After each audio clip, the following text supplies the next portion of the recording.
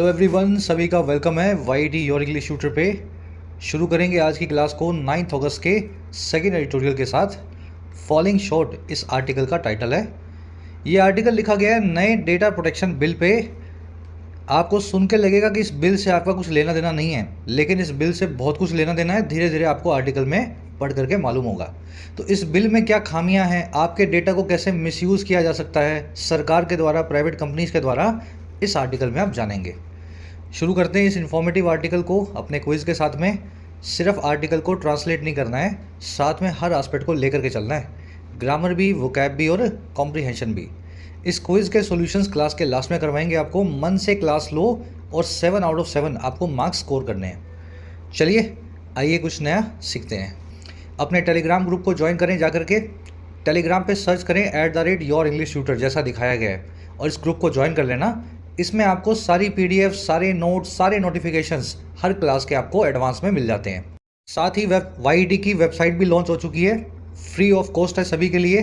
yourenglishtutor.in comment section में इसका link रखा है, जाके यहाँ पे एक्सप्लोर करें वेबसाइट को। डेली आपको क्विज मिलता है, डाउट सॉल्विंग फैसिलिटी मिलती है free of cost, fix preposition, idioms, phrases और फ्री क्रैश कोर्स, सबका फ़ायदा आप ले सकते हैं।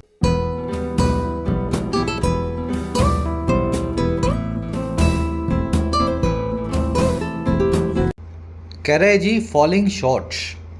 देखिए, फॉल शॉर्ट करना एक कॉमन सी फ्रेज है इंग्लिश में। इसका मतलब होता है किसी चीज़ पे खरा उतरने में नाकामयाब रहना। अगर आपके घर वालों को आपसे एक्सपेक्टेशन थी कि आपके 80% मार्क्स आएंगे क्लास 12th में, और आपके मार्क्स आ गए 60%, तो आप फॉल शॉर्ट किए हैं उनकी एक्सपेक्टेशन पे, उनकी आशाओं पे। किसी भी चीज़ की आशाओं पे खरा ना उतरना फॉल शॉर्ट नाम के इस फ्रेज़ को बताता है। याद रखेंगे इसको। अब टाइटल पैराग्राफ को देखते हैं क्या कहना चाह रहा है। कह रहा है the latest data protection bill continues to have deficiencies that need cleaning up.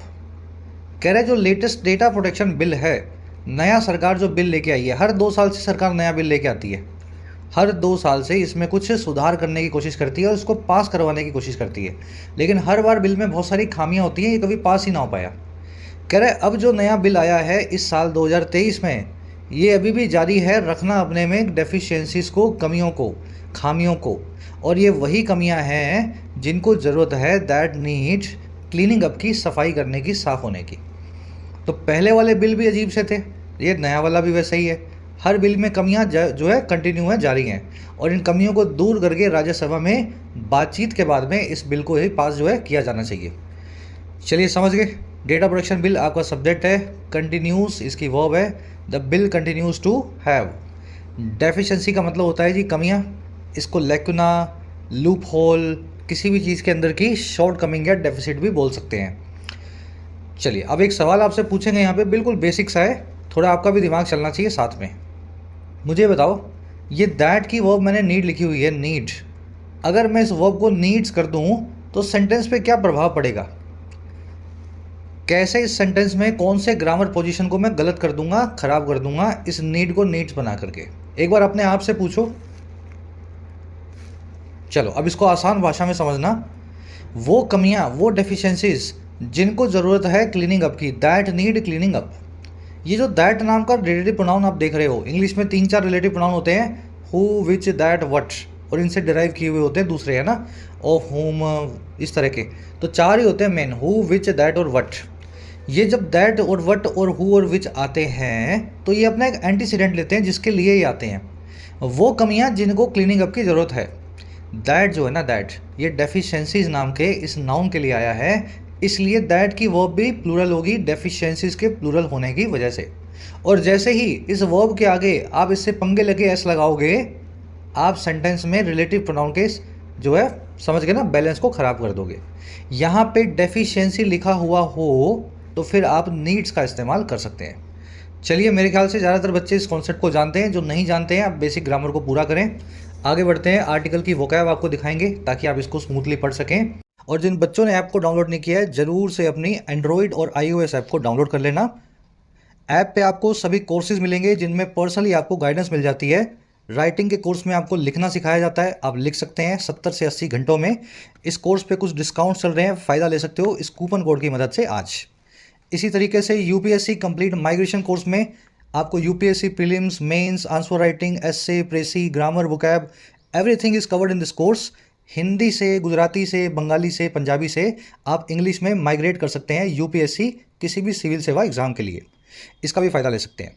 Banking का कोर्स भी अवेलेबल है जिसमें प्रीलिम्स, मेंस सभी बैंकिंग एग्जाम्स की आपको तैयारी करवाई जाती है। इसी तरीके से सभी एसएससी एग्जाम्स का भी फुल प्रैक्टिस पैकेज अवेलेबल है। Download the app today, comment section में ऐप का लिंक रखा है। चलिए अब आगे बढ़े, क्लास को शुरू करें। ये कॉन्टैक्ट नंबर है टीम से बात करने का व्हाट्सएप के थ्रू। चलिए आएंगे अब अपनी वोकैब शीट पे। फॉलिंग शॉर्ट्स 5 वर्ड्स हैं अपने पास। शुरू करेंगे आइटरेशन से। आइटरेशन का मतलब होता है किसी चीज़ को बार बार रिपीट करने की प्रोसेस। अगर आपने केमिस्ट्री पढ़ा हो अपने 11th-12th में, हाई स्कूल में, तो आप आइटरेशन जानते होंगे केमिस्ट्री लैब के अंदर। वहाँ पे आप किसी लिक्विड के अंदर दूसरा लिक्विड मिला रहे हैं, फिर उसको टाइट्रेट कर रहे हैं, फिर आइट्रेट कर रहे हैं। अब इसी को अपने रियल लाइफ में उतारते हैं। आइट्रेशन का देसी भाषा में मीनिंग हुआ एक वर्जन किसी चीज़ का। पहले आपने एंड्रॉयड 1 देखा, फिर एंड्रॉयड 2 देखा, आइसक्रीम सैंडविच, है ना, अब एंड्रॉयड 13 तक आ गए, ऑक्सीजन तक। तो ये सारे एंड्रॉयड के आइट्रेशंस हैं, क्योंकि बार बार एक ही एंड्रॉयड है, उसी को चेंज करके रिपीट किया जा रहा है नए वर्जन में, तो वर्जन बोलते हैं आइट्रेशन को। The committee came up with another iteration of the rules that were acceptable to all stakeholders. Committee come up with हुई, कमेटी उभर करके आई या ले करके आई एक नए आइट्रेशन या वर्जन को इन रूल्स के, और ये वही रूल्स हैं जो अब की बार एक्सेप्टेबल थे सभी के सभी स्टेक होल्डर्स को, सभी भागीदारों को। ये word iteration you will see in the article today. Simple word है ना। चलो नेक्स्ट पे आ जाओ। नेक्स्ट वर्ड है अपना लीवे। लीवे का मतलब होता है जी फ्रीडम टू वर्क, गुंजाइश, काम करने की आज़ादी। इसको स्कोप भी बोल सकते हैं। जब आपको कोई कहता है कि आपको ये काम करना है और इतने वक्त में करना है और कैसे करना है ये आप देखो, तो ये होता है आपका काम करने का लीवे। वो आदमी आपसे बार बार ये नहीं पूछेगा कि कितना हुआ, कैसे किया। वो आपसे लास्ट में जानने की कोशिश करेगा कि आपने काम किया है नहीं किया। ठीक है, तो काम करने की आज़ादी। Extra cash flows in the business will provide leeway to our operations. Extra जो कैश फ्लो है बिजनेस में, वो प्रोवाइड करेंगे आज़ादी को, फ्रीडम को, स्कोप को हमारे ऑपरेशंस के लिए। जब पैसा होगा तो अच्छे से अपना ऑपरेशंस भी कर पाएंगे, किसी से कुछ पूछना नहीं पड़ेगा, है ना। चलिए, लीवे को हेडरूम, लैटिट्यूड या एल्बो रूम भी बोलते हैं। आज इस वर्ड को, लीवे को, you will see in the article today. Next word है अपना डाइवर्जेंस। इस वर्ड को और इसके एंटोनिम को मैंने आपको ग्राफ के जरिए समझाया था। देखिए, वर्ड्स का मतलब होता है किनारा और डाई का मतलब होता है जी दो। एक किनारे से अगर दो जगह चीज़ें ऐसे निकलें तो ये डाइवर्ज हो रही हैं। अब इसका मीनिंग क्या है? डाइवर्जेंस का मतलब होता है आपसी डिसएग्रीमेंट या डिफरेंस या डिसकॉन्टेंट। समझ पाए भाई? दो आदमी हैं, इसी पॉइंट पे खड़े हैं, एक ये रास्ता पकड़ रहा है, एक ये रास्ता पकड़ रहा है, तो दोनों आदमी अग्री तो नहीं करते, दोनों में कुछ डिफरेंसेज हैं, तभी वो डाइवर्ज कर रहे हैं। तो डाइवर्ज वर्ब से डाइवर्जेंस नाम का नाउन बनाया है, जिसका मतलब होता है डिफरेंस या फासला या disagreement. The divergence between the incomes of the rich and poor seems to be increasing. जो फासला है, जो फ़र्क है, जो डिफरेंस है अमीर और गरीब की इनकम्स के बीच में, वो दिखाई देता है इंक्रीज होता हुआ। डाइवर्जेंस को डिस्क्रिपेंसी भी बोलते हैं। आज ये वर्ड आप आर्टिकल में देखेंगे। डेविएशन, डिपार्चर, डिस्पैरिटी, डिसिमिलरिटी, ये सारे जो बड़े बड़े भारी भरकम वर्ड्स हैं, इसके सिनोनिम है। वोकैब सफारी में इस वर्ड को इंक्लूड कर लेंगे, थोड़ा अच्छे से आपको और अच्छे से समझ आएगा। अगला वर्ड अपना फ्रेज है, फ्रेजल वर्ब है, आयरन आउट। देखिए, आयरन का मतलब क्या होता है? लोहा। लेकिन आयरन का एक और मतलब भी होता है प्रेस, इस्त्री, कपड़ों को कप जो है करने वाली, रिंकल्स को निकालने वाली। अगर आप कपड़े को आयरन आउट कर रहे हैं ना, तो आप उसकी सलवटों को, रिंकल्स को निकाल रहे हैं। और इसी से आपने इस वर्ड का मीनिंग निकाला है रियल लाइफ में, किसी मामले को सुलझाना, रिजॉल्व करना या सेटल करना। किसी भी मामले के अंदर पड़ी हुई उलझनों को, रिंकल्स को, झुर्रियों को या फिर क्रीज, सलवटों को निकालना। समझ गए ना? दो आदमी अगर आपस में बैठ के बात कर रहे हैं तो वो अपने जो है डिस्प्यूट्स को आयरन आउट कर रहे हैं। A meeting was called to iron out the differences between the management and the workers. एक मीटिंग बुलाई गई थी रिजॉल्व करने के लिए, आयरन आउट करने के लिए सारे उन डिफरेंसेस को, फासलों को या डिसएग्रीमेंट्स को जो मैनेजमेंट और वर्कर्स के बीच में थे। आयरनाइट को हार्मोनाइज करना, रेकनसाइल करना भी बोलते हैं। रेकनसाइल वर्ड का मतलब ही होता है किसी लड़े हुए आदमी से, दुश्मन से फिर से दोस्ती करना, अपने मामलों को सुलझाना। चलिए, डिटेल में हो गए वर्ड। लास्ट आएंगे अपनी फ्रेजल वर्ब पे आज की। Dispose of. Dispose of, get rid of, किसका मतलब होता है दोनों का किसी चीज़ से छुटकारा पाना। कोई ख़राब चीज़ आपके घर में पड़ी थी, आपने बाहर फेंक दी, तो आपने उससे डिस्पोज ऑफ कर लिया, या you got rid of that जो भी चीज़ थी वो ख़राब चीज़। The killers try to dispose of the body by throwing it in a river. Killers ने कोशिश किया छुटकारा पाने की लाश से, बॉडी से ठिकाने लगाने की लाश को उसे नदी में फेंक के, थ्रो करके एक रिवर में। याद रखना है गेट रीड ऑफ में ओ एफ है ना, डिस्पोज ऑफ में ओ एफ है। ऐसा ना ओ डबल एफ लगाएं, ये फ्रेजल वर्ब गलत हो जाएगी ओ डबल एफ लगाते हुए, है ना। जैसे आप डबल एफ लगाएंगे फ्रेजल वर्ब गलत हो जाएगी। याद रखना ये जो पॉइंटर्स बताता हूँ ना, ये वही पॉइंटर्स हैं जिनमें ज़्यादातर बच्चे गलती करते हैं। अब आ जाओ अपने आर्टिकल पे, एक समरी आपको दें किस बारे में लिखा हुआ है। देखो समरी आप समझोगे एक छोटे से एग्जाम्पल से। आपका जूता फट गया, आपने घर पे बोला कि देखो जी मेरा जूता फट गया, नया लेना है और इस कंपनी का लूँगा। बातचीत हुई, ये बात आपके फ़ोन ने सुनी और अगले दिन आपको आपकी इनकम लेवल के हिसाब से यूट्यूब पे, इंस्टाग्राम पे या फेसबुक पे जूते की एड्स आने लगी। आपको एक जूता पसंद आया, आपने उसको ऑर्डर कर दिया। अब आप अंदर अंदर खुश हो रहे हो कि देखो मैं यूट्यूब फ्री में चलाता हूँ और मेरा मनमाफिक जूते की ऐड मिली, मैंने जूता भी ले लिया। लेकिन ये आपका पर्सनल डेटा था। आप अपनी मदर से, अपनी वाइफ से, अपने हस्बैंड से, अपने बच्चों से जो बात कर रहे थे, उस डेटा का इस्तेमाल यूट्यूब ने किया और आपसे उनका प्रोडक्ट बिकवाया। तो आपके डेटा को, प्राइवेसी को ब्रीच करके कंपनियां बहुत सारा पैसा कमाती हैं। और अगर सरकारों की बात करें तो सरकार तो इलेक्शन का पूरा रिजल्ट ही चेंज कर देती है अगर उनके हाथ में डेटा आ जाए। तो 21वीं सदी का सबसे पावरफुल वेपन है डेटा। एआई इंडस्ट्री को देख लें या बिग डेटा इंडस्ट्री को देख लें, पूरी दुनिया को ये कंट्रोल कर रही हैं। और इसीलिए दुनिया भर की सरकारें डेटा प्रोटेक्शन बिल को लेकर के आती हैं। भारत सरकार भी पिछले 4 सालों से इस बिल को लाने की कोशिश कर रही है, लेकिन हर बार इसमें कुछ खामियां होती हैं। और सबसे बड़ी खामी यही होती है, सरकार प्राइवेट सेक्टर से तो हमें बचा लेती है हमारे डेटा को प्रोटेक्ट करके इस बिल के जरिए, लेकिन जब खुद की बारी आती है तो सरकार चाहती है कि उनको अनहिंडर्ड एक्सेस मिले इस डेटा का, हमारी हर जानकारी उनके पास हो, और इस वजह से बिल पास नहीं हो पाता। अब हमारा आर्टिकल ये कह रहा है कि लेटेस्ट वर्जन में भी कुछ कुछ ऐसी ही खामियां हैं और सरकार को चाहिए कि वो इनको दूर करे और बिल को पास करवाए। आज की टोन है कंसर्न दिखा रहा है इस बिल को लेकर के। इसमें बहुत बदमाशी है सरकार की तरफ से, और साथ में सजेस्टिंग, सरकार को सजेस्ट कर रहा है उनको क्या करना चाहिए। शुरू करें। ये जूते वाली बात सच है। गूगल और एप्पल दोनों कंपनीज के रिप्रेजेंटेटिव्स ने यूएस की कोर्ट में टेस्टिमनी देते हुए, अपनी गवाही देते हुए इस बात को एक्सेप्ट किया है कि आपके फोन्स आपकी हर बात को आपसे बिना पूछे सुन रहे हैं, है ना। जो भी आप कर रहे हो ना, everything is going into your phone. कह the digital data protection bill 2023 was passed in Lok Sabha on Monday and will have to be cleared by the Rajya Sabha। कह रहे जो डिजिटल डेटा प्रोटेक्शन बिल है 2023 वाला, पहले भी कई आए हैं, अब जो लेटेस्ट वाला है उसकी बात कर रहे हैं। कह रहे इस बार वो पास हो गया लोकसभा में इसी सोमवार को, मंडे को, और कह रहे अब उसको क्लियर करना पड़ेगा या उसको क्लियर होना पड़ेगा, पास होना पड़ेगा राज्यसभा के द्वारा। दोनों जगह से पास होगा तभी वो बिल जो है कानून बन पाएगा। प्रोटेक्शन बिल जो आपका सब्जेक्ट है, इसकी वर्ब है वाज पास्ट, फर्स्ट वर्ब है पैसिव वॉइस में, और दूसरी वर्ब है will have to be cleared active में। ये पास हो गया सोमवार को और अब ये पास होना जरूरी है राज्यसभा के द्वारा आगे जा करके। चलिए, इसमें ग्रामर कॉन्सेप्ट है, थोड़ा सा आगे बढ़ के आपको दिखाएंगे। एक बार थोड़ा अपने फ्लो बनाते हैं।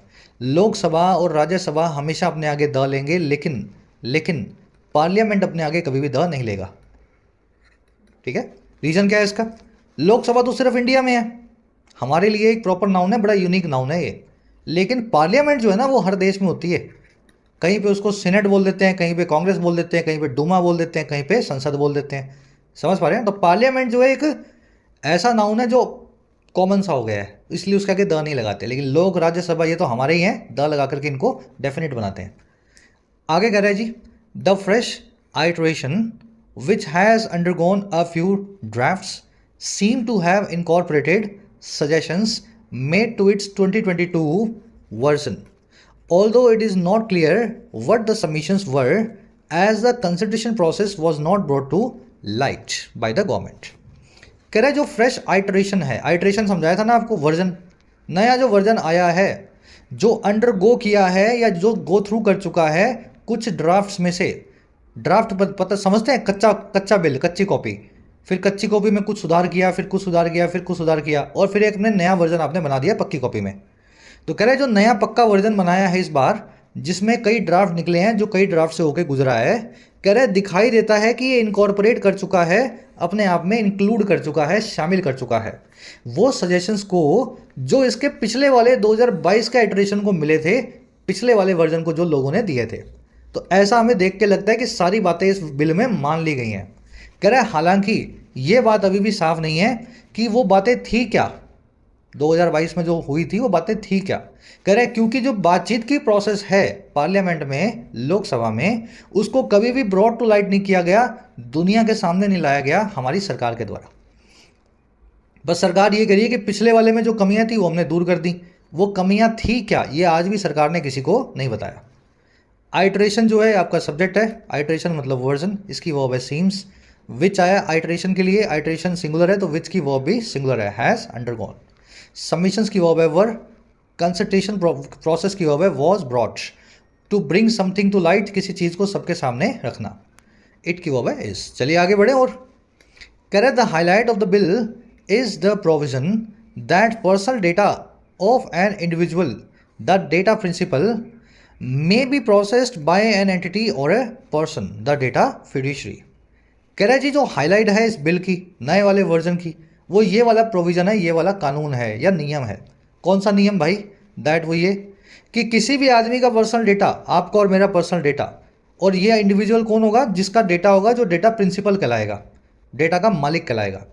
कह रहे वो डेटा जो है वो प्रोसेस किया जा सकता है एक एंटिटी, एक पर्सन के द्वारा, जिसको आप डेटा फिड्यूशरी बोलेंगे। फिड्यूशरी मतलब जिसके पास आप कोई चीज़ को अमानत के तौर पे रखते हैं, कस्टडी के तौर पे रखते हैं।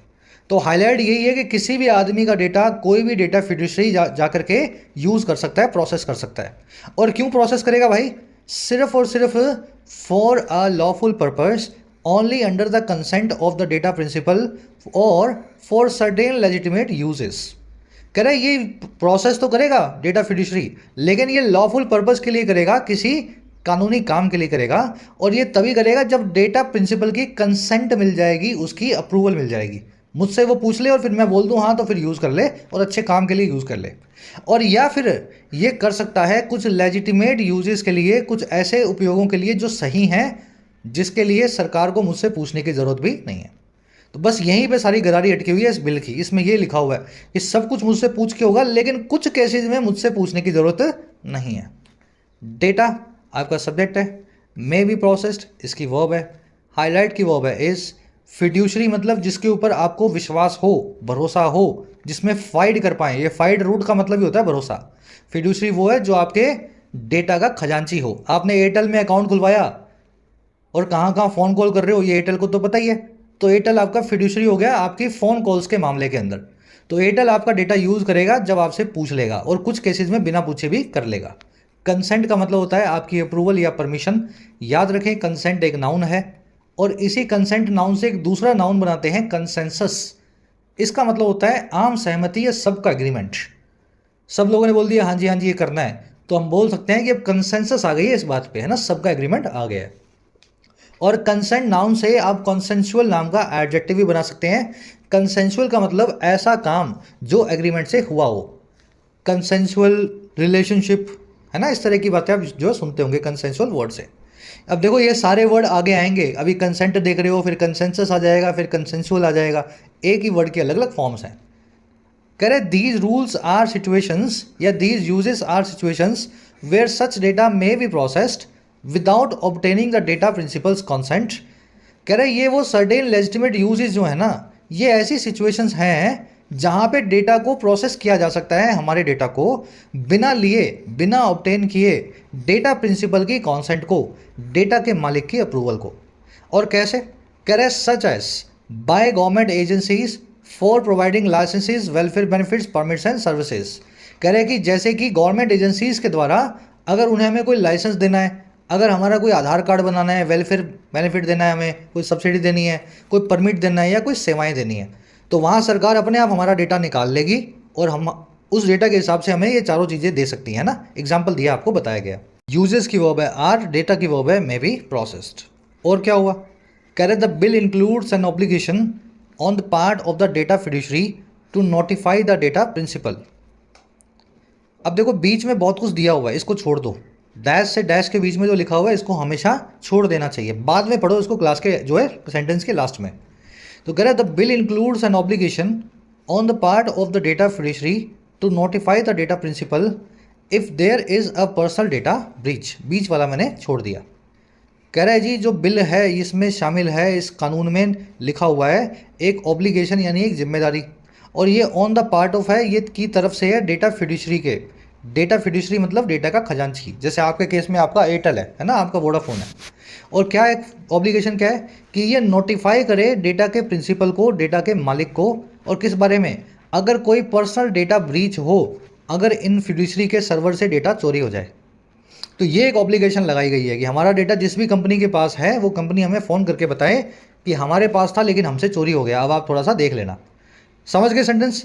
अब बीच में देखो, बीच में क्या लिखा हुआ है। कह रहा है नोटिफाई करना है डेटा प्रिंसिपल को तो है ही, साथ ही साथ and the data protection board या DPB to be established by the government to adjudicate on compliance और नॉट विद द बिल।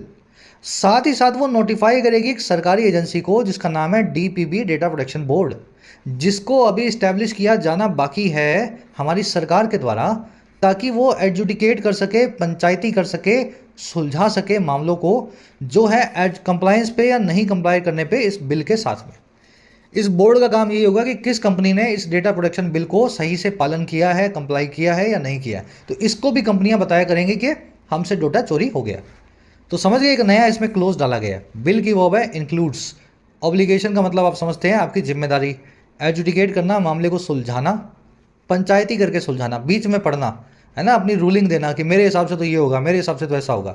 इसी को अंग्रेजी में एडजुडिकेट और हिंदी में पंचायती करना बोलते हैं। ब्रीच का मतलब होता है उल्लंघन, वायलेशन, इन्फ्रिंजमेंट। ब्रीच की वर्ब है इज। चलिए और आगे बढ़ते हैं। कह रहा है जी there are other obligations defined for the data fiduciary as well. कह रहा है जी और भी कई ऑब्लिगेशंस हैं, और भी कई ऐसे जिम्मेदारियां हैं जो डिफाइंड की गई हैं डेटा फिडुशरी के लिए साथ ही साथ। कह रहा है लेकिन but one issue with the bill is that it does not include the need for informing data principles about third parties with whom the data could be shared और ड्यूरेशन ऑफ स्टोरेज। कह रहा है लेकिन एक issue इस bill के साथ ये है, वन इशू इज दैट वो ये कि ये बिल इंक्लूड करता ही नहीं है इस ज़रूरत को, इस नीड को जो है इन्फॉर्म करने की डेटा के मालिक को, आम आदमी को, और किस बारे में, थर्ड पार्टियों के बारे में जिनके साथ में डेटा शेयर किया गया हो और जिस ड्यूरेशन के लिए उनके पास डेटा स्टोर में रहा हो। तो अगर एयरटेल कंपनी से सरकार ने आपकी कॉल डिटेल हिस्ट्री निकाली तो एयरटेल तो सरकार को दे देगी। आपको बताने की इस बिल में नीड रखी नहीं गई है, बस आपका डेटा सरकार जो है एयरटेल से लेती रहेगी, आपको कभी पता ही ना लगेगा। तो ये होना चाहिए। हर वेस्टर्न कंट्री जो आप देख रहे हो जहाँ पे डेमोक्रेसी है वहाँ पे डेटा प्रोटेक्शन बिल यही कहता है कि सरकार जब भी आपसे डेटा ले आपको इन्फॉर्म करेगी, अनटिल अनलेस आप कोई बड़े आतंकवादी ना हो, बड़े कोई टेररिस्ट ना हो, नेशनल सिक्योरिटी के लिए खतरा ना हो, तो उस हर दूसरे केस में आपको इन्फॉर्म करेगी। लेकिन इस केस में हमारे साथ ऐसा नहीं होने वाला। ऑब्लिगेशंस की वर्ब है आर, इशू की वर्ब है इज, इट की वर्ब है डज नॉट इंक्लूड, डेटा की वर्ब है कुड बी शेयर्ड। बढ़े आगे, चलो अब एक ग्रामर कॉन्सेप्ट है, फटाफट से इसको देख लेते हैं। बड़ा ही प्यारा कॉन्सेप्ट है। कॉन्सेप्ट ये कहता है कि टू प्लस में वर्ब की बेस फॉर्म होती है सिंपल इन्फिनेटिव एक्टिव में, लेकिन अगर सिंपल इन्फिनेटिव को पैसिव में यूज़ करना हो तो फिर इसकी फॉर्म जो है बदल जाती है। पैसिव में इसकी फॉर्म होती है टू बी प्लस में वर्ब की थर्ड फॉर्म, और ये आप बना भी सकते हो। टू के बाद में वर्ब की बेस फॉर्म आएगी और बी फैमिली के साथ में वर्ब की थर्ड फॉर्म आएगी, तभी आप पैसिव बना पाओगे। तो टू के बाद में बी फैमिली की बेस फॉर्म लगा दी और बाद में वर्ब की थर्ड फॉर्म लगा दी, अपने आप पैसिव इन्फिनेटिव बन गया। जिन बच्चों ने एक्टिव पैसिव पढ़े हैं वो इसको अच्छे से समझ पा रहे होंगे, है ना। मैंने आपको एक्टिव पैसिव पढ़ाया कम है और कॉन्सेप्ट ज़्यादा सिखाया है। खुद से ही पैसिव बना लें, फॉर्मूला भूल जाए तो खुद से ही पैसिव बना लें। चलिए अब याद ये रखना है कि ये जो सिंपल इन्फिनेटिव है ना, ये फ्यूचरिस्टिक टोन रखता है। ये एक ऐसे काम की बात करता है जो काम होना अभी बाकी है। अगर काम हो चुका है, पास्ट की टोन अगर आपको देनी है तो फिर आपको परफेक्ट इन्फिनेटिव लगाना पड़ता है, जो होता है टू प्लस में है प्लस में V3। ठीक है, V3 इसको क्या बोलते हैं जी, इसको बोलते हैं परफेक्ट इन्फिनेटिव। और कैसे परफेक्ट है ये परफेक्ट टेंस वाला ही तो है, परफेक्ट टेंस वाला ही तो है ये, टू है प्लस में V की थर्ड फॉर्म। अब देखो ये तो है एक्टिव और ये काम करता है पास्ट की टोन के अंदर। जस्ट ए मिनट, ठीक है। लेकिन अगर इसको पैसिव में यूज़ करना हो सर तो इसमें थोड़ा सा बदलाव आपको लाना पड़ेगा, और बदलाव ये आएगा, पास्ट वाली टोन है इसमें, ठीक है। बदलाव इसमें ये आएगा कि आप यहाँ पे पैसिव बनाने के लिए यहाँ पे बिन और लगा देंगे। जिन बच्चों ने एक्टिव पैसिव पढ़े हुए हैं, हैव प्लस में V3 और हैव प्लस में बिन प्लस V3 का मीनिंग वो जानते होंगे, कैसे आप चेंज करके वर्ब की फॉर्म को एक्टिव से पैसिव बनाते हैं परफेक्ट टेंस में। अब इस चीज़ को अपने को इस कॉन्सेप्ट पे लगाना है प्रैक्टिकली। ये जो आपने सीखा बहुत आसान है, समझो। द प्लान टू बिल्ड या to be build this building has been approved. जो प्लान है बिल्ड करने का इस बिल्डिंग को, वो अप्रूव किया जा चुका है। मुझे बताओ, पहले प्लान बनेगा या पहले बिल्डिंग बनेगी? प्लान क्या है, बिल्डिंग बना चुकने का या बनाए जाने का? ऐसा तो नहीं है पहले बिल्डिंग बन गई फिर प्लान बन रहा है, ऐसा हो सकता है क्या? नहीं, पहले प्लान बनेगा, फिर अप्रूवल मिलेगी, फिर बिल्डिंग बनेगी। तो बिल्डिंग के बनने का काम फ्यूचर में होने वाला है, और फ्यूचर में होगा, और प्लान जो है वही बिल्ड करेगा बिल्डिंग को, बिल्डिंग प्लान को बिल्ड नहीं करेगी। तो एक्टिव में चाहिए, फ्यूचर में एक्टिव में चाहिए, तो टू प्लस में वर्ब की base form, plan to build a building. समझ में आया? बहुत ईजी है, थोड़ा सा कॉमन सेंस लगाना है 8वीं क्लास के बच्चे का। ज़्यादा मैं आपको रॉकेट साइंटिस्ट बनने की कोशिश नहीं करवा रहा हूँ मैं बनाने की। 8वीं 10वीं के बच्चे का अपना जो है कॉमन सेंस थोड़ा सा जिंदा रखो। अगले सेंटेंस को देखो, the plan for a building to build या to be build on this land has been approved. जो प्लान है एक बिल्डिंग के बिल्ड होने का इस लैंड पे, वो अप्रूव हो चुका है। अब देखो, बिल्डिंग जो है वो बिल्ड होगी या बिल्ड करेगी? क्या बिल्डिंग किसी को बिल्ड करती है? बिल्डिंग को बिल्ड किया जाता है। सर बिल्डिंग को बिल्ड किया जाता है, इमारत को ही बिल्ड करोगे ना, इमारत थोड़े ना बिल्ड कर देगी किसी को। तो इमारत के ऊपर काम होगा, आपको चाहिए पैसिव में, और काम होना अभी बाकी है, इमारत का बनना अभी बाकी है। तो पास्ट वाली नहीं, फ्यूचरिस्टिक टोन चाहिए, फ्यूचर वाला पैसिव होगा टू बी V3, आप यहाँ लिखेंगे टू बी बिल्ड। समझ गए? एकदम फॉर्मूला बेस्ड कॉन्सेप्ट आपका यहाँ पे रेडी है। अब देखेंगे पास्ट की टोन जब लगे तब कैसा होगा। The accused was alleged to steal या to have stolen money from his employer. Accused पे अलेज किया गया था, आरोप लगाया गया था, और किस चीज़ का? स्टील करने का या चुराने का मनी को अपने एम्प्लॉयर से। ठीक है, अब मुझे बता दो, आरोप पहले लगेगा या चोरी पहले होगी? किसी आदमी पे ऐसा आरोप लगता है कि ये चोरी करने वाला है? हमेशा चोर चोरी करता है फिर उस पर आरोप लगता है, काम होने से पहले आरोप कैसे लग जाएगा? तो ये स्टीलिंग का काम है ना सर, ये हो चुका है, तभी इसको अक्यूज्ड बोल रहे हो और तभी आरोप लगा रहे हो। पास्ट की टोन आ रही है और अक्यूज ने ही चुराया है, तो एक्टिव में बात होगी, तो was alleged to have stolen, perfect infinitive active में यूज करूंगा। अब अगला सेंटेंस देखो, ये भी देख लो। अगले में कह रहा है जी, a lucrative opportunity seems to have missed या टू हैव बिन मिस्ड। एक बहुत ही प्रोडक्टिव सी, बहुत ही आकर्षक सी मौका जो है, अपॉर्चुनिटी जो है, दिखाई देता है कि वो मिस किया जा चुका है। देखो, पहले मौके को मिस करोगे तभी वो दिखाई देगा कि वो मिस हुआ। ऐसा नहीं है मौका आया ही नहीं, आपने पहले बोल दिया मौका तो मिस हो गया। अरे भाई आने दो, मिस होने दो, फिर बोलोगे ना मौका जो मिस हो गया। तो ये मिस होने वाला काम पास्ट में हो चुका है, और मौके को मिस कर दिया जा चुका है, मौके के ऊपर काम हुआ है, पैसिव वॉइस लगेगा। मौके ने मिस नहीं किया है, मौके को मिस किया गया है। तो टू हैव बिन प्लस में वर्ब की थर्ड फॉर्म, तो seems to have been missed. मेरे ख्याल से इससे सिंपलिस्टिक और लॉजिकल एक्सप्लेनेशन आपको नहीं मिलेगी। जो मेरी सालों की पढ़ाई है, मेहनत है, उसको मैं बिल्कुल आसान भाषा में आपको समझाने की कोशिश कर रहा हूँ। रिपीट कर लेना इसको, बस यही है इन्फिनेटिव का पूरा चैप्टर। बढ़े आगे, आज के क्विज में आपको इस पर कुछ क्वेश्चंस मिलेंगे। कह रहा है जी, too much leeway is provided to agencies of the state in the form of exceptions. अब ये सीधी बात पे आ गया।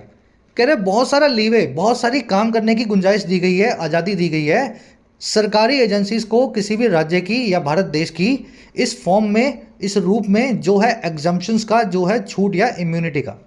प्राइवेट कंपनी कुछ नहीं ले पाएगी, लेकिन सरकार को हजार और लाख छूटें दे रखी हैं इस बिल में। जिसका डेटा जैसे निकालना हो निकाल लो, किसी को बताने की जरूरत नहीं है। गलत बात है ना। लीवे आपका सब्जेक्ट है, लीवे का मतलब होता है जी आज़ादी, काम करने की, किसी काम को करने की। इसकी वर्ब है इज प्रोवाइडेड, पैसिव वॉइस लगा हुआ है।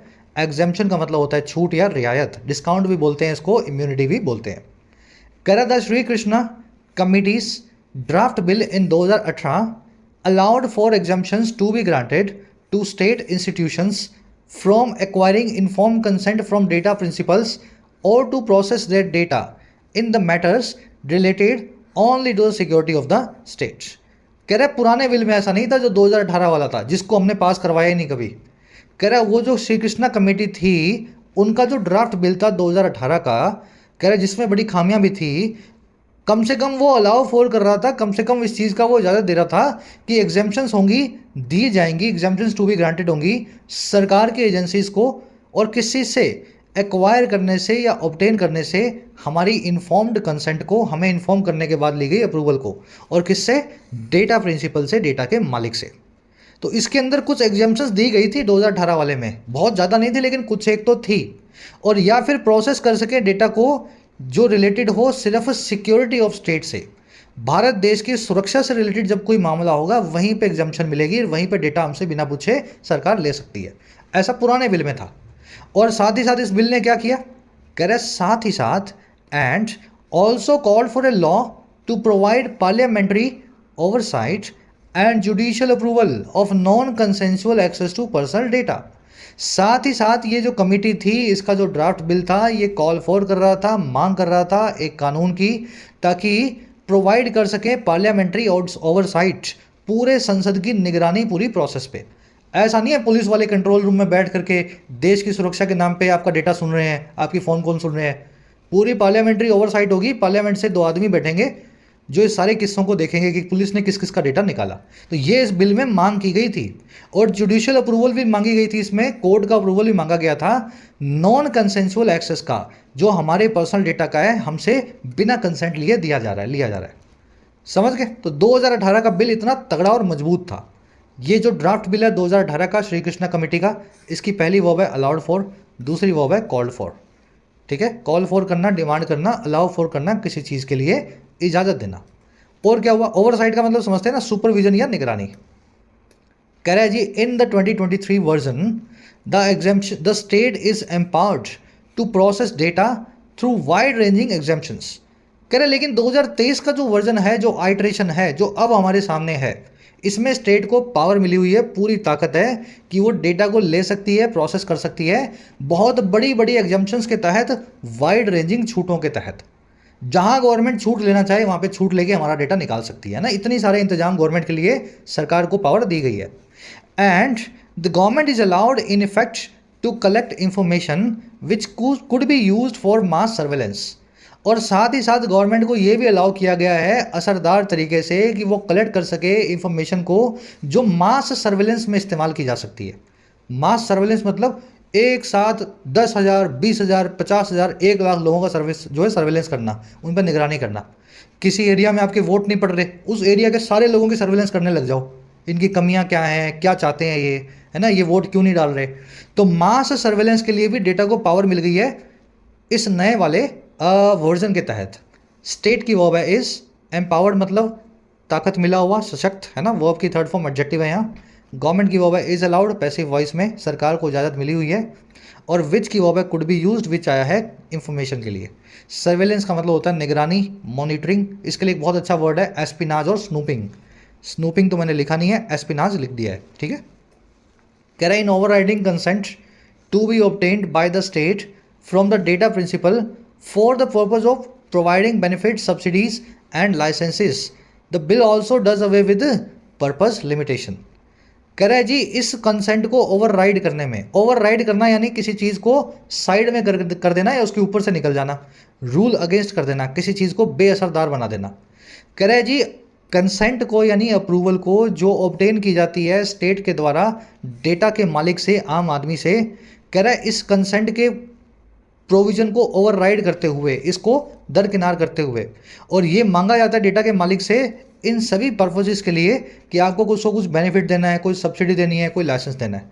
कह रहा है अब इस कंसेंट का जो है कॉन्सेप्ट निकाल करके हुआ क्या, कह रहा है इसको ओवरराइड करने में बिल जो है ना वो डज अवे विद कर रहा है, ठिकाने लगा रहा है जो है पर्पज लिमिटेशन के कानून को।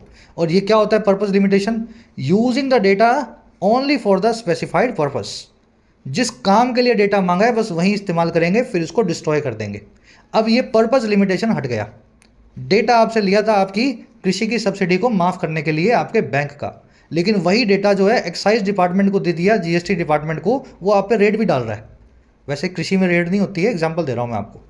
ठीक है, तो ये पर्पज लिमिटेशन का प्रोसेस भी हटा दिया है। एक बार सरकार के पास डेटा आया तो जब तक चाहे सरकार उस डेटा को रखेगी और इस्तेमाल करेगी, ऐसा बिल में लिखा हुआ है। बिल की वर्ब है डज अवे विद, ये do away with, does away with, get rid of, है ना, डिस्पोज ऑफ, किसी चीज़ से पल्ला छुड़ाना, किसी चीज़ को ठिकाने लगाना। Correct, seeks to introduce amendments that effectively remove the public interest exception to disclosure of public information under the RTI या Right to Information Act। कह रहा है जी ये भी कोशिश करता है जो है बिल कि ये इंट्रोड्यूस करे ऐसे संशोधनों को, अमेंडमेंट्स को जो असरदार तरीके से रिमूव कर डालेंगी इस पब्लिक इंटरेस्ट की एक्सेप्शन को। और ये कहाँ पे मिलती है एक्सेप्शन? एक्सेप्शन मिलती है डिस्क्लोज करते हुए, सबके सामने बताते हुए किसी भी इंसान की पर्सनल इंफॉर्मेशन को आरटीआई एक्ट के अंदर। तो अगर आप कहीं किसी डिपार्टमेंट में आरटीआई लगाएं और कोई ऐसा इंफॉर्मेशन मांग ले जिससे किसी आदमी की सेंसिटिव इंफॉर्मेशन बाहर आती है, तो वो डिपार्टमेंट आपको मना कर सकता है। उसके पास एक एक्सेप्शन हुआ करती थी, अब आज की डेट में वो एक्सेप्शन जो है निकाल दी जाएगी। किसी का भी डेटा निकलवा लो, इंफॉर्मेशन कैसी भी निकलवा लो बाहर, पर्सनल इंफॉर्मेशन। समझ पा रहे हैं ना? सरकार इसको यूज़ करना चाह रही है। कह रहा है जी it seeks to do that, कह रहा है thereby diluting accountability and transparency in the functioning of government officials. इस प्रकार से डाइल्यूट करते हुए, कमज़ोर बनाते हुए जवाबदेही को और पारदर्शिता को सरकारी ऑफिशियल्स की फंक्शनिंग में। आई बात समझ में? ये बात जो है थोड़ी गहरी है, इस पर आपको सर्च करना पड़ेगा। इतना सर्च करो इंटरेस्ट एक्सेप्शन क्या होती है, public interest exception to disclosure of personal information RTI के अंदर क्या होता है। ये थोड़ा समझोगे ना तो ये सेंटेंस आपकी समझ में आएगा। इट की वर्ब है सीक्स, दैट की वर्ब है रिमूव, दैट आया है अमेंडमेंट्स के लिए, डाइल्यूट करना, कमजोर बनाना। कह रहा है the bill also continues to retain a much weaker version of the regulatory data protection authority envisaged in 2018। कह रहा है जी ये बिल जो है साथ ही जारी रखता है रिटेन करना, बनाए रखना एक बहुत ही कमज़ोर रूप को, वर्जन को, आइट्रेशन को उस रेगुलेटरी बॉडी के जिसका नाम है डेटा प्रोटेक्शन अथॉरिटी, जिसको एनविसेज किया गया था, जिसकी परिकल्पना की गई थी, इमेजिन किया गया था, जिसको 2018 वाले इस बिल के पुराने वाले फॉर्म में, वर्जन में, जिसका जो है डेटा प्रोटेक्शन बोर्ड में। कह रहा है विच विल हैव या only have adjudicatory and not regulatory powers. कह रहा है अब इस अथॉरिटी के पास सिर्फ पंचायती की पावर होगी, रेगुलेशन की पावर्स नहीं होगी। ये सिर्फ मामले में झगड़े को सुलझा सकता है, रोज़मर्रा की निगरानी ये वाला जो बोर्ड है या ये अथॉरिटी है नहीं कर सकती। तो नए बिल में इस अथॉरिटी को कमज़ोर बना दिया गया है। कह रहा है and whose members will be appointed by the union government, और इस बोर्ड जो है, अथॉरिटी जो है, इसके मेंबर जो हैं केंद्र सरकार ही नियुक्त करेगी। बिल की वर्ब है कंटिन्यूस, बिल की वर्ब है कंटिन्यूस, विच की वर्ब है विल ओनली हैव, विच आया है डीपीबी के पुराने वर्जन के लिए, मेंबर्स की वर्ब है विल बी अपॉइंटेड।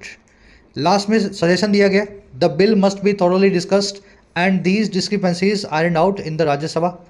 कह रहे बिल को ज़रूर ही डिस्कस किया जाना चाहिए, बातचीत की जानी चाहिए, और इन सभी डिस्क्रिपेंसीज को, सभी डिसएग्रीमेंट्स को, सभी डिफरेंसेस को जो है आयरन आउट किया जाना चाहिए, सुलझाना चाहिए, है ना, सेटल किया जाना चाहिए राज्यसभा में। लोकसभा में तो हो गए पास, राज्यसभा में इस पर बातचीत हो और इसकी कमियों को निकाला जाए। बिल की वर्ब है मस्ट बी डिस्कस्ड, और डिस्क्रिपेंसीज यानी फासलों की या कमियों की वर्ब है must be iron out. Helping verb को पहली बार लिख दिया तो दूसरी बार यहाँ छोड़ दिया, discrepancies must be iron out. ठीक है, आयरन आउट समझते हैं आप किसी चीज़ को सेटल करना। चलिए, थोड़ा सा अच्छा लेवल का आर्टिकल था, लंबा भी हो गया आज का, जल्दी से अपने क्विज पे आ जाओ, क्वेश्चंस को सॉल्व करेंगे। कह रहा है जी इस ऑथर का इस नए वाले बिल को लेकर के क्या एटीट्यूड है, पॉजिटिव एटीट्यूड है, नेगेटिव एटीट्यूड है या न्यूट्रल एटीट्यूड है। सही एटीट्यूड को इन पांचों ऑप्शंस में से निकालो। ये सपोर्ट करता है, ये कंसर्न्ड है, इसको कोई मतलब नहीं है, ये बड़ा ऑप्टिमिस्टिक है, ये बड़ा आलोचक है ना। देख लो, थोड़ा सा अपना मीनिंग निकाल लेना हिंदी का, बड़ा क्लरिकल लेवल का निहायत ही सिंपल सा क्वेश्चन है। फर्स्ट कमेंट में इसका आंसर मैंने डाल दिया है इसी वीडियो के नीचे। सेकंड पे आ जाओ, इनमें से कौन सा कंक्लूजन आप ड्रॉ कर सकते हैं ओवरऑल इम्पैक्ट को लेकर के इस नए वाले बिल के। ये बिल बड़ा फ़ायदा करेगा, बड़ा नुकसान करेगा, कुछ भी नहीं करेगा, है ना, हमारे डेटा को खा जाएगा, प्रोटेक्ट नहीं करेगा, सरकार से हमारा डेटा मिसयूज़ करवाएगा। तो आपको क्या लगता है किस लाइन को आप इसमें से कंक्लूजन बनाएंगे पांचों ऑप्शंस में से? पूरी हिंट आपको दे दी है, फर्स्ट कमेंट में आंसर भी डाल दिया है, अपना दिमाग चलाओ और अपने आंसर को पहले निकालो। थर्ड पे आओ, एल्बो रूम, ऑलरेडी आपको करवाई थी ईडियम, लीव वे, एल्बो रूम, है ना, याद है ना। आयरन आउट ईडियम का मीनिंग आपसे पूछा है, और do away with phrasal verb का मीनिंग आपसे पूछा है। 6वें 7वें में 2 एरर्स हैं। पहली एरर आपको मिल सकती है इस वर्ड की वजह से या इसके आसपास, और दूसरी एरर आपको मिलने ही वाली है यहाँ के अंदर, इस वाले फ्रेज के अंदर। ठीक है, वही वाला देख लेना, इन्फिनेटिव पास्ट का है, फ्यूचर का है, एक्टिव का है या पैसिव का है। नेक्स्ट क्लास में आपसे मिलेंगे। अंटिल देन वेबसाइट को जरूर से एक्सप्लोर करें। आप लोगों के लिए पूरी टीम बिठाई गई है वेबसाइट को मैनेज करने के लिए। खूब सारे क्विज मिले, फिक्स प्रेपोजिशन मिले, ग्रामर मिले। आपको हर रोज 10 से 15 मिनट इस वेबसाइट पे आपको बिताने हैं ताकि सीख सकें आप, है ना।